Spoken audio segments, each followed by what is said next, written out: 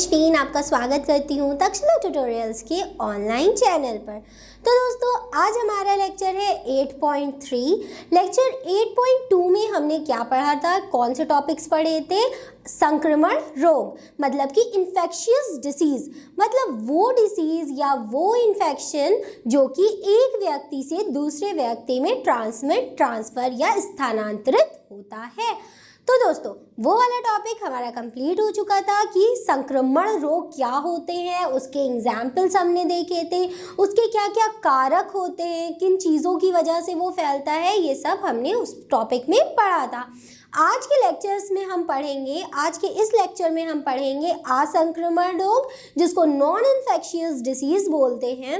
असंक्रमण मतलब non infectious, मतलब वो जो इन्फेक्शन ना करती हो। तो जैसे कि हमने पढ़ा था संक्रमण रोग में जस्ट उसका अपोजिट क्या होगा, असंक्रमण रोग होगा। संक्रमण रोग में दोस्तों क्या था कि वो एक व्यक्ति से दूसरे व्यक्ति में फैलता था।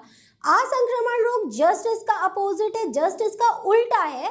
उसमें क्या होगा, ये रोग एक व्यक्ति से दूसरे व्यक्ति में नहीं फैलेगा, इसीलिए इसको असंक्रमण रोग कहते हैं। असंक्रमण आ मतलब हो गया नहीं, ठीक, नॉन इन्फेक्शियस डिसीज। तो दोस्तों आज के इस लेक्चर में हम सिर्फ नॉन इन्फेक्शियस डिजीज को नहीं पढ़ेंगे, इस पूरे टॉपिक, इस पूरे चैप्टर में जितने भी रोग हैं फिर हम क्या करेंगे, उनको एक एक करके पढ़ना शुरू करेंगे। अभी हम सिर्फ ये वाला पहले टॉपिक पढ़ेंगे और इसके बाद पढ़ेंगे मानव में कुछ सामान्य रोग। उन रोगों को पढ़ेंगे जिन रोगों के बारे में हमें इस पूरे चैप्टर में पढ़ना होगा, वो एक एक करके हम आपको पढ़ाएंगे और वो आगे तक के लेक्चर्स में जाएंगे। तो दोस्तों आज का अपना लेक्चर शुरू करते हैं, जिसमें सबसे पहला हमारा टॉपिक है नॉन इन्फेक्शियस डिसीज, जिसे असंक्रमण रोग भी कहते हैं। अब असंक्रमण रोग संक्रमण रोग का उल्टा है, ठीक, ऐसा कह सकते हैं कि ये संक्रमण रोग का उल्टा है। तो वे रोग मतलब असंक्रमण रोग जो एक व्यक्ति से दूसरे व्यक्ति में संचारित नहीं होते हैं, ठीक दोस्तों, यहाँ पे क्या लिखा है, नहीं होते हैं, इन्हें ही क्या कहते हैं, असंक्रमण रोग कहलाते हैं। वे रोग जो एक व्यक्ति से दूसरे व्यक्ति में संचारित नहीं होते हैं, ये रोग कौन से रोग कहलाते हैं, असंक्रामक रोग कहलाते हैं। तो ये हो गई छोटी सी डेफिनेशन किसकी, असंक्रामक रोग की। असंक्रामक को इंग्लिश में क्या कहते हैं, नॉन इन्फेक्शियस डिसीज, जो एक व्यक्ति से दूसरे व्यक्ति में नहीं फैलती है। अब असंक्रमण रोग में पहला रोग हम पढ़ेंगे एलर्जी। अब दोस्तों एलर्जी का नाम तो आप सभी ने सुना होगा कि एलर्जी क्या होती है। एलर्जी बहुत लोगों को होती है, बहुत लोगों को अलग अलग तरह की होती है या अलग अलग चीज़ों से होती है। ऐसा नहीं है सिर्फ एक ही चीज़ से एलर्जी होती है या किसी एक टिपिकल पर्सन को होती है या बहुत ज़्यादा से लोगों को होती है, ऐसा नहीं है। एलर्जी कुछ लोगों को, हम में से ही कुछ लोगों को एलर्जी होती है और कुछ चीज़ों की वजह से होती है। ज़रूरी नहीं कि हर चीज़ से किसी एक व्यक्ति को एलर्जी हो, नहीं, कुछ ऐसी चीज़ें होती हैं जिसकी वजह से कोई किसी पर्टिकुलर पर्सन को या तो कोई परेशानी होती है या वो उसके प्रति काफ़ी संवेदनशील होता है और उसके प्रतिक्रिया स्वरूप अपने जो लक्षण होते हैं उसको प्रकट करता है। तो दोस्तों अब देखते हैं एलर्जी क्या होती है। सबसे पहले इसके कारक, मतलब किन चीज़ों की वजह से, किस वजह से ये हो जाती है।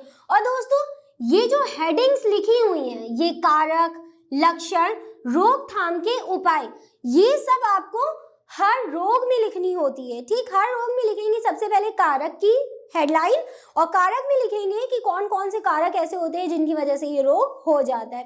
फिर लिखेंगे लक्षण, अगर मान लिए कोई रोगी व्यक्ति है, किसी को रोग हो गया है, तो उसके अंदर क्या ऐसे लक्षण देखने को मिलते हैं इस रोग में। और उसके बाद रोकथाम के उपाय, हर रोग में, किसी भी रोग हो, कोई सा भी, अभी हम आगे जितने भी रोग पढ़ाएंगे सब में आपको ये सारी हेडलाइंस डालनी पड़ेगी, ठीक। फिर सबसे पहला कारक किन वजहों से होती है, हम में से कुछ लोग, सारे लोग नहीं, जरूरी नहीं है, वही हमने कहा किसी पर्टिकुलर पर्सन को, जरूरी नहीं है कि पूरी दुनिया को ही क्या है, एलर्जी है, ऐसा नहीं हो सकता ना।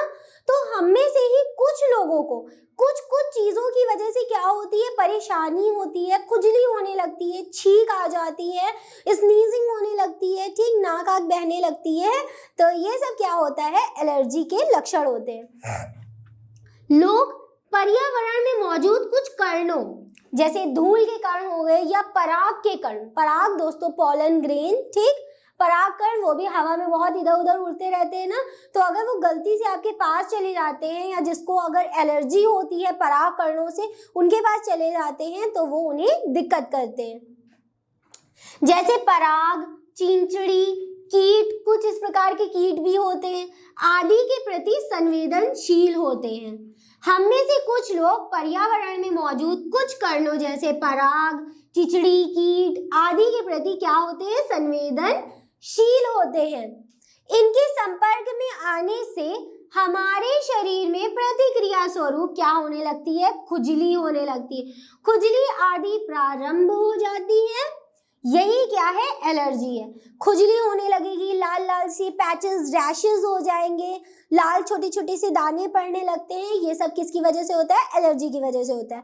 बहुत लोग ऐसे होते हैं जिनको कुछ खाने की वजह से एलर्जी हो जाता है। अब मान लीजिए एक एग्जाम्पल कि किसी को किशमिश से एलर्जी होती है, रेजन्स जो होती है, किशमिश जो अंगूरों को सुखा के बनाई जाती है, रेजिन्स, उसकी वजह से भी काफी लोगों को एलर्जी होती है। कुछ लोग किशमिश नहीं खा सकते, सोचिए किशमिश नहीं खा सकते जो कि एक ड्राई फ्रूट है। किशमिश खाते साथ ही उनको या तो खुजली होने लगेगी, पैचेस आने लगेंगे, लाल लाल छोटे छोटे दाने आ जाते हैं। तो ये होती है एलर्जी कि अगर किसी छोटी सी पर्टिकुलर चीज की वजह से आप क्या है, संवेदनशील हैं और उसकी वजह से आपको कोई दिक्कत हो, खुजली हो, दाने आ जाए, छींक आ जाए, तो यही क्या होती है, एलर्जी होती है। फिर अब हम इसके लक्षण देखेंगे जो कि हमारी नेक्स्ट हेडलाइन है। ये हेडलाइन सारे रोगों में जरूर डालिएगा। अब देखिए लक्षण, कितने लक्षण तो हमने आपको पहले से ही बता दिए। अब नॉर्मली इसको याद करने की जरूरत नहीं है, ठीक दोस्तों, क्या आपको इसको भी याद करना पड़ेगा? अब ऐसी तो कोई बात नहीं लिखी है इसमें जिसे हमको रटना पड़े, याद करना पड़े। अब जेनेटिक्स की वंशागति की बात अलग थी कि उसमें हमें समझना पड़ता था। अब एलर्जी है तो क्या एलर्जी के लक्षण आप बिना याद करे नहीं लिख सकते? क्या होता है एलर्जी में? हमारे शरीर पर लाल लाल दाने या चकत्ते पड़ जाते हैं। फिर दूसरा है शरीर में खुजली होती है, शरीर में क्या हो जाती है, खुजली होने लगती है। तीसरा लक्षण है छींक आ जाती है। काफी लोगों को खांसी की भी प्रॉब्लम होती है, जैसे बहुत ज्यादा धूल टाइप के एरिया में जहाँ पे बहुत ज्यादा धूल के कण हैं तो उनको खांसी आने लगती है, छींक आने लगती है, जिनको धूल से एलर्जी होती है। फिर चौथा है नाक में से पानी बहता है। ये सब क्या है दोस्तों, लक्षण है किसके, एलर्जी के लक्षण। अगर किसी व्यक्ति को एलर्जी होगी तो उसके अंदर हमें ये लक्षण प्रकट होंगे। फिर उसके बाद रोकथाम के उपाय। अब देखिए ये भी याद करने की जरूरत है इसको, रोकथाम के उपाय। अरे जिस चीज से आपको एलर्जी है उससे थोड़ा परहेज करिए। अगर मान लीजिए आपको किशमिश से एलर्जी है तो आप किशमिश ना खाइए। और प्लस अगर कोई ऐसी धूल या पर्यावरण रिलेटेड आपको कोई एलर्जी है तो आप मास्क का उपयोग करिए। आप मास्क लगा के धूल वाली जगह पे जाइए ताकि जो धूल है वो आपको परेशान ना करे, ताकि आपको खुजली ना हो, आपके अंदर इसके कोई भी लक्षण प्रकट ना हो, छींक ना आए, खांसी ना आए। तो आप अपनी जो भी रोकथाम आपको चाहिए वो आप कर सकते हैं, मास्क पहन सकते हैं या उस चीज़ों को अवॉइड कर सकते हैं जिन चीज़ों से आपको एलर्जी होती है। तो दोस्तों यहाँ पे एलर्जी खत्म होती है। रोकथाम उपाय हमने यहाँ पे लिखे नहीं है लेकिन नोट्स में हमने आपको लिख दिए हैं और यही बात है उसमें कि जो मास्क का उपयोग करना चाहिए। यहाँ तक कि हमारा एलर्जी भी कंप्लीट हो गया। एलर्जी के बाद एक और हम असंक्रमण रोग पढ़ेंगे जिसको कैंसर बोलते हैं। अब देखिए कैंसर किस प्रकार से असंक्रमण रोग है। अगर दो व्यक्ति बैठे हैं और एक व्यक्ति को कैंसर है तो क्या दूसरे व्यक्ति को भी कैंसर हो जाएगा? नहीं, ऐसा तो पॉसिबल ही नहीं है। अगर एक व्यक्ति को कैंसर है तो उसका कैंसर उसी के पास तो रहेगा, किसी दूसरे के पास तो चला नहीं जाएगा। तो यही क्या है, एक असंक्रामक रोग है जिसको हम पढ़ेंगे अपने आने वाले टॉपिक्स में। अब हम दूसरा टॉपिक पढ़ेंगे जो कि है कैंसर। तो चलिए दोस्तों पढ़ते हैं कैंसर के बारे में कि कैंसर क्या होता है। दोस्तों अब हमारा अगला असंक्रमण रोग है कैंसर। तो कैंसर क्या होता है, कैसे होता है, ये हम आपको बताएंगे। कैंसर सामान्य कोशिकाओं को कैंसरी कोशिकाओं में रूपांतरण को प्रेरित करने वाले कारक भौतिक, रासायनिक अथवा जैविक हो सकते हैं। ये कारक कैंसरजन कहलाते हैं।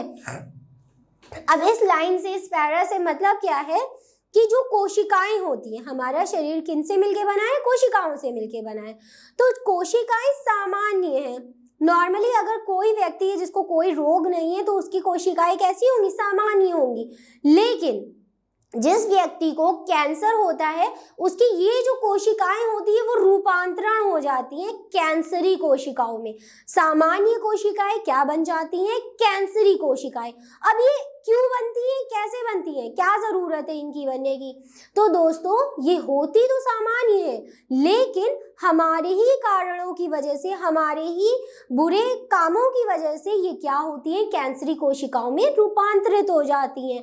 और जिसकी वजह से ये रूपांतरित होती है उसको कैंसर जन कहते हैं। अब कैंसर जन क्या क्या होते हैं, जैसे एक्स किरणें, गामा किरणें, पराबैंगनी किरणें, जो कि कहाँ से आती हैं, सूर्य से आती हैं। तंबाकू के धुएं में मौजूद कैंसर जन, किन वजह से कैंसर होता है, कैंसर जन की वजह से क्या होता है, कैंसर होता है। कैंसर जन क्या करते हैं, सामान्य कोशिकाओं को कैंसरी कोशिकाओं में रूपांतरित या परिवर्तित कर देते हैं। ठीक, जिसकी वजह से क्या होता है, कैंसर नाम का रोग हो जाता है। तो देखिए, मौजूद आदि कैंसर उत्पन्न करने के लिए प्रमुख हैं। कैंसर जो होता है, जैसे निकोटीन, निकोटीन क्या होता है, सिगरेट के अंदर निकोटीन मिलता है। निकोटीन है, तंबाकू है, इन सब का जब सेवन कोई व्यक्ति करता है, सेवन मतलब इसको लेता है, तो क्या होता है, ये जो कैंसर जन है धीरे धीरे करके उसकी सामान्य कोशिकाओं को कैंसरी कोशिकाओं में रूपांतरित कर देती है। अब कोई क्या होता है कि हमारी हरकतों की ही वजह से, जैसे कोई इंसान स्मोक बहुत करता है, यानी कि सिगरेट बहुत पीता है, स्मोकिंग करता है, तो उसके अंदर क्या होगा, कैंसर के चांसेस ज़्यादा हो जाएंगे। या कोई इंसान अगर तंबाकू ज़्यादा खाता है तो उसके अंदर भी कैंसर के जो चांसेस होते हैं वो बहुत ज़्यादा बढ़ जाते हैं। क्यों?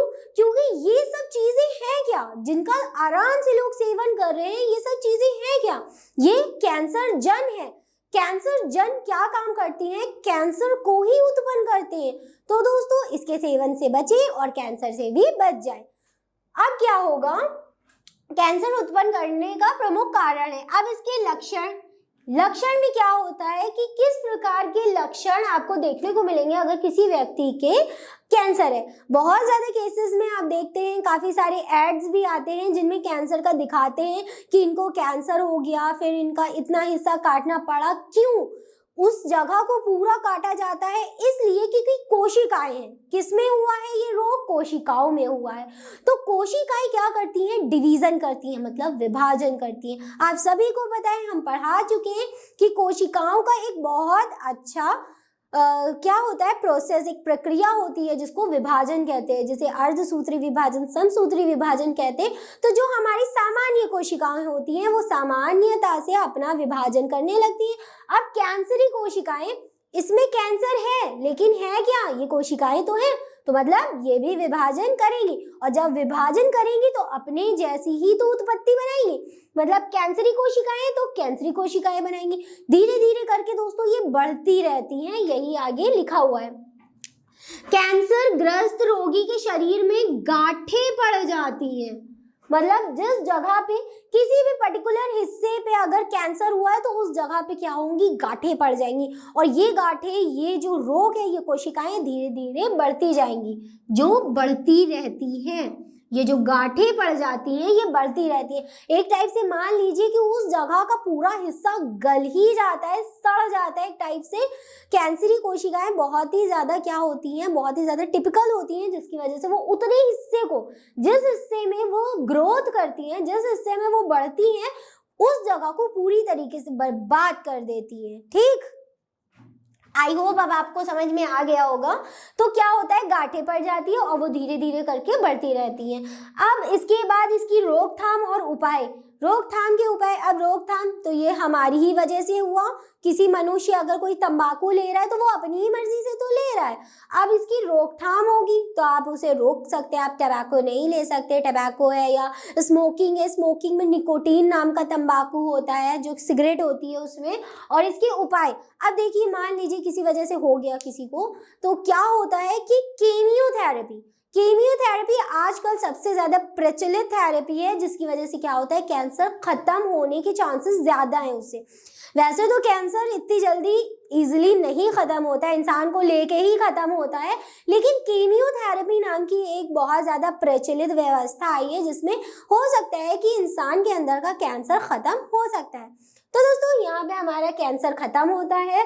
कैंसर तो नहीं ख़त्म होगा, वो तो बहुत ज़्यादा दवाइयों से ही ख़त्म होगा। इस टॉपिक को यहीं पर समाप्ति प्राप्त होती है। इसके बाद अब हम पढ़ेंगे मनुष्य में सामान्य रोग। ठीक, जो नॉर्मल बेसिस पे रोग देखने को मिलते हैं इंसानों में वो पढ़ेंगे, और उसको भी हम सेम इसी टाइप से पढ़ेंगे कि पहले उसके बारे में पढ़ेंगे, उसके कारक क्या होते हैं, फिर उसके लक्षण पढ़ेंगे और फिर उसकी रोकथाम, उसके उपाय, उसको किस तरीके से ठीक कर सकते हैं या अवॉइड कर सकते हैं, ये सब पढ़ेंगे। तो चलिए दोस्तों अब बढ़ते हैं अपने नेक्स्ट टॉपिक की तरफ, जिसका नाम है मनुष्य में सामान्य रोग।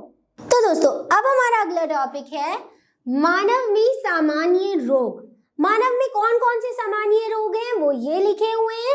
ये हमारा मेन टॉपिक है।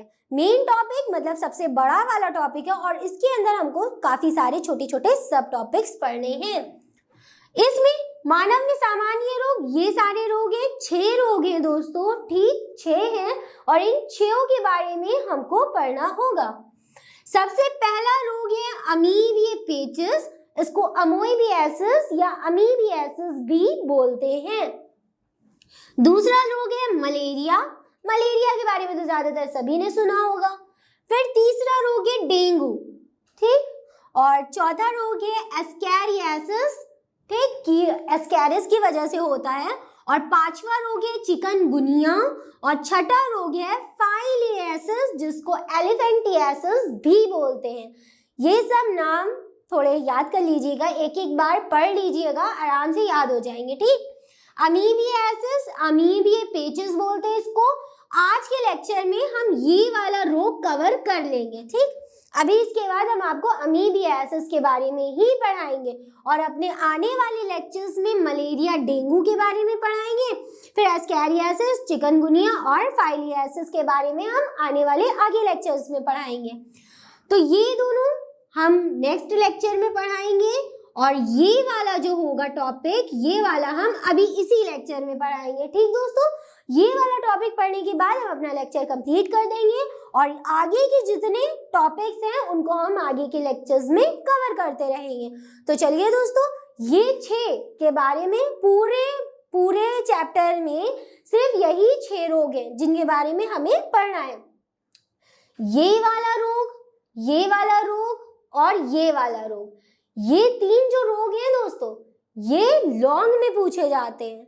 और ये वाला जैसे डेंगू है और चिकनगुनिया है, फाइलियासिस है, ये 3 जो होते हैं ये शॉर्ट आंसर टाइप क्वेश्चन में ज्यादा पूछे जाते हैं। जैसे टिप्पणी कीजिए, एक टॉपिक दे दिया, टिप्पणी कीजिए, नीचे 4-5 टॉपिक्स लिख दिए, डेंगू पे टिप्पणी कीजिए, फाइलियासिस पे टिप्पणी कीजिए, चिकनगुनिया पे टिप्पणी कीजिए। तो ये वाले जो हैं गोला जिनमें बनाए हैं ये छोटे छोटे टॉपिक्स में आते हैं। लेकिन जैसे अमीबिएपेचिस है, अमीबा के बारे में है, ये वाला लॉन्ग में पूछा जाता है। मलेरिया के बारे में भी शायद लॉन्ग में आ सकता है, और एस्कैरियासिस ये तो जरूर पूछा जाता है, लॉन्ग में आता है ये क्वेश्चन, ज्यादातर ये वाला लॉन्ग में आता है एस्कैरियासिस। तो वो तो हम बाद में पढ़ाएंगे। अभी हम आपको पढ़ाएंगे अमीबिएपेचिस, जिसको क्या बोलते हैं, अमोइबियासिस या अमीबियासिस भी बोलते हैं। तो चलिए दोस्तों पढ़ेंगे अमीबियासिस या अमीबिएपेचिस को। तो दोस्तों अब हम पढ़ने जा रहे हैं अमीबियासिस के बारे में।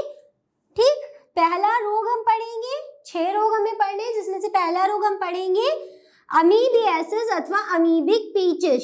अब इसमें क्या होता है, ये किसकी वजह से होता है, ये हम देखेंगे। सबसे पहले हम क्या लिखते हैं, कारक, कि वो किसकी वजह से होता है। अमीबियासिस नामक बीमारी एक प्रोटोजोआ की वजह से होती है। ठीक दोस्तों, प्रोटोजोआ माइक्रोस्कोपिक ऑर्गेनिज्म होते हैं, मतलब सूक्ष्मदर्शी जीव होते हैं जिन्हें हम अपनी आंखों से नहीं देख सकते हैं। प्रोटोजोआ, उसका नाम है एंट अमीबा हिस्टोलिटिका। ठीक, क्या नाम है? एंट अमीबा हिस्टोलिटिका। यहाँ पे इंग्लिश में इसका नाम लिखा है एंट अमीबा हिस्टोलिटिका द्वारा होती है। ये बहुत ही ज्यादा इंपॉर्टेंट लाइन है क्योंकि आपको पता होना चाहिए कि अमीबिक पेचिश या अमीबियासिस किसकी वजह से होती है? एंट अमीबा हिस्टोलिटिका की वजह से होती है। सिर्फ ऐसा नहीं है कि एंट अमीबा हिस्टोलिटिका की वजह से होती है, और भी इसकी काफी प्रजाति हैं जिसकी वजह से अमीबिया पेचिश होती है। फिर आगे बढ़ते हैं। एंट अमीबा की ट्रोफोजोइड अवस्था, ट्रोफोजोइड अवस्था मतलब जब ये ग्रोथ करते हैं, जब ये आगे ऊपर डेवलप होते हैं, तब उसको कहते हैं ट्रोफोजोइड अवस्था। बड़ी आंत में हिस्टोलिटिक विकर, मतलब हिस्टोलिटिक नाम का एंजाइम स्त्रावित करता है, स्त्रावित करके घाव उत्पन्न करता है। अब देखिए ये कहाँ, सबसे पहले हमें ये पता चल गया कारक इसका कौन है? एक प्रोटोजोआ। उस प्रोटोजोआ का नाम क्या है? एंट अमीबा हिस्टोलिटिका। एंट अमीबा हिस्टोलिटिका क्या काम करता है? एंट अमीबा की ट्रोफोजोइड अवस्था बड़ी आंत में, अब ये जो बीमारी है वो कहाँ होती है? बड़ी आंत में होती है। बड़ी आंत में हिस्टोलिटिक विकर, हिस्टोलिटिक विकर मतलब हिस्टोलिटिक एंजाइम होता है। हिस्टोलिटिक एंजाइम स्त्रावित करके घाव उत्पन्न करती है। जब ये एंट अमीबा हिस्टोलिटिका कहाँ चला जाता है? पेट में चला जाता है। पेट मतलब स्टमक में चला जाता है, अमाशय में चला जाता है। उसके बाद ये छोटी आंत से होता हुआ कहाँ जाता है? बड़ी आंत में। बड़ी आंत में जब इसकी ट्रोफोजोइड अवस्था आती है, जब ट्रोफोजोइड अवस्था आती है, उसमें ये हिस्टोलिटिक नाम का एक एंजाइम सिक्रीट करता है। जैसे ही वो एंजाइम सिक्रीट होगा, बड़ी आंत में क्या होगा? घाव उत्पन्न हो जाएगा। अब तो दोस्तों ये अंदर पहुंचा कैसे? ठीक, अंदर कैसे गया? अरे जब आपने इसको अपने मुंह से खाया होगा तभी तो ये अंदर गया। अब कैसे खा सकते हैं इसको मुंह से? तो दोस्तों काफी ज्यादा हम लोग यही कहते हैं कि खाना खुला ना छोड़ो, मक्खी उस पे आके बैठ जाएगी। मक्खी ना जाने कहाँ कहाँ जाके बैठती है और उसके बाद आके खाने पे बैठ जाती है, और वही खाना हम क्या करते हैं? खा लेते हैं। काफी सारी मिठाई की दुकान पे जब आप जाएंगे तो वहां पे बहुत ज्यादा मक्खी भिनभिनाती रहती है। क्यों? क्योंकि मक्खियां किस पे बैठती है? मीठे के ऊपर बैठ जाती है, और ना जाने वो कहाँ कहाँ से तो बैठ के आती होंगी। तो जब वो गंदी जगहों से बैठ के हमारे खाने के ऊपर बैठती हैं, तो जो उनके पैर होते हैं, उनके पैरों पे जो गंदगी लगी होती है वो खाने पे छूट जाती है, और वही खाना हम क्या करते हैं? उठा के खुद खा लेते हैं। और जब वो खाना हम खा लेते हैं तो वो जो गंदे कण होते हैं वो मुंह के जरिए, माउथ के जरिए हमारे शरीर के अंदर पहुंच जाते हैं, और ये सब फिर बीमारियां हो जाती हैं। बस हिस्टोलिटिक विकर उत्पन्न होता है जिसकी वजह से बड़ी आंत में क्या होता है? घाव उत्पन्न हो जाता है। दोस्तों बड़ी आंत हमें कहाँ मिलती है? पेट में ही तो मिलती है। और ये पूरा हमारा क्या है? आहार नाल है। आहार नाल मतलब ये सब जो चीजें हैं, बड़ी आंत है, छोटी आंत है, अमाशय है, ये हमारा कौन सा सिस्टम है? कौन सा तंत्र है? आहार नाल का तंत्र है। आहार नाल का तंत्र मतलब हमारा पूरा खाने का सिस्टम। खाने को अंदर लेने से, पचाने से, फिर उसको हम बाहर मल के रूप में निकाल देते हैं। तो ये सब क्या है? एक आहार नाल की डाइजेस्टिव सिस्टम की क्रिया है। और उसी में बड़ी आंत में क्या हो गया? घाव उत्पन्न हो गया। अब जब घाव उत्पन्न होगा तो उसके अंदर खून स्त्रावित होगा और बहुत ज्यादा पस स्त्रावित होगा, क्योंकि दोस्तों देखिए घाव हो गया है। ठीक, किसकी वजह से? हिस्टोलिटिक एंजाइम की वजह से। अब इसके लक्षण क्या होते हैं? इस रोग के होने पर पेट में दर्द, अब ये तो नॉर्मल है ही है। कहाँ हुई ये बीमारी? पेट में। तो दर्द कहाँ होगा? पेट ही में होगा। पेट में एवं ऐंठन रहती है, पेट में ऐंठन रहती है और पेट में बहुत दर्द होता है।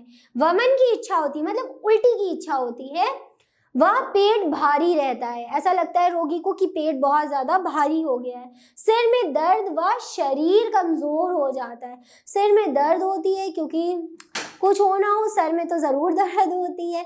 नॉर्मली बेसिस पे जब हमारे शरीर के अंदर काफ़ी सारी ऐसी क्रियाएं होती हैं जिनकी वजह से हमें दर्द होता है, तो हमारा मस्तिष्क भी कोई अच्छा फील नहीं करता है, जिस वजह से क्या होता है, मस्तिष्क में मतलब सर में भी दर्द उत्पन्न होता है। ठीक, सर में दर्द हो गया, कमज़ोर हो गया, कौन, रोगी, शरीर काफ़ी कमज़ोर हो जाता है क्योंकि उसको पेचिश आने लगती है। और सिर्फ पेचिश नहीं, मल के साथ क्या होता है, काफ़ी ज़्यादा खून आने लगता है या बहुत ज़्यादा इसके टुकड़े निकलने लगते हैं घाव के। ये सब चीज़ें होती है जिसकी वजह से पेट में बहुत ज़्यादा दर्द होती है। और ये सब होता किसकी वजह से है, एंट अमीबा हिस्टोलिटिका नाम के प्रोटोजोआ की वजह से, जिसको हम खाने की वजह से या किसी भी चीज़ की वजह से अंदर कर लेते हैं। अब खाना ही ज़रूरी नहीं है, कहते हैं कि साफ़ सुथरा पानी पीना चाहिए, पानी उबाल के पीना चाहिए, ऐसा क्यों? क्योंकि अगर मान लीजिए एक गिलास है, उसमें पानी है और उसमें ये एंड अमीबा हिस्टोलिटिका नाम का प्रोटोजोआ है और उसे जब आप पी लेंगे तो आपको ये बीमारी तो हो ही जाएगी, है ना। लेकिन अगर आपने उसको अच्छे से उबाल लिया है, उसको छान लिया है, तो पानी क्या हो गया, साफ सुथरा और स्वच्छ हो गया, जिसकी वजह से आपको कोई बीमारी नहीं हो सकती। अब इसके रोकथाम और उपाय क्या हो सकते हैं? क्या आप बता सकते हैं कि इसके रोकथाम और उपाय क्या हो सकते हैं? बस वही पुरानी चीज़ें लिख दी है जो अब तक के हम आपको पढ़ाते आए हैं कि साफ़ सुथरा रहना चाहिए, नाली ढकी होनी चाहिए और साफ़ सुथराई रखनी चाहिए, रेगुलर बेसिस पे नहाना चाहिए, खाने को हमेशा ढक के रखना चाहिए, ये सब काम करने चाहिए जिसकी वजह से क्या हो, आपको अमीबीय पेचिश ना हो। तो दोस्तों, अमीबियासिस में हमें बस इतना ही पढ़ना था। ये टॉपिक हमारा यहीं पे एंड होता है और हमारा लेक्चर भी यहीं पे ख़त्म होता है। आज के टॉपिक में हमने असंक्रमण रोग पढ़ा, जिसमें हमने एलर्जी के बारे में आपको बताया, कैंसर क्या होता है वो आपको बताया और सामान्य रोगों में एक रोग हमने आज कंप्लीट कर दिया। अगले आने वाले लेक्चर्स में हम 2 रोग और कंप्लीट करेंगे, जैसे कि मलेरिया और डेंगू। ठीक, ये दोनों रोगों को कवर करेंगे और आने वाले लेक्चर्स में बाकी और रोगों को कवर कर देंगे। तो दोस्तों, यहाँ पे हमारा लेक्चर कंप्लीट होता है। इस लेक्चर से रिलेटेड सारे नोट्स आपको नीचे डिस्क्रिप्शन बॉक्स में मिल जाएंगे। फिर भी अगर आपकी कोई डाउट्स है तो आप हमें कांटेक्ट करके ईजिली उसे पूछ सकते हैं और क्लियर कर सकते हैं। तो दोस्तों, आज के लिए बस इतना ही, मिलते हैं अपने नेक्स्ट टॉपिक में। Thank you.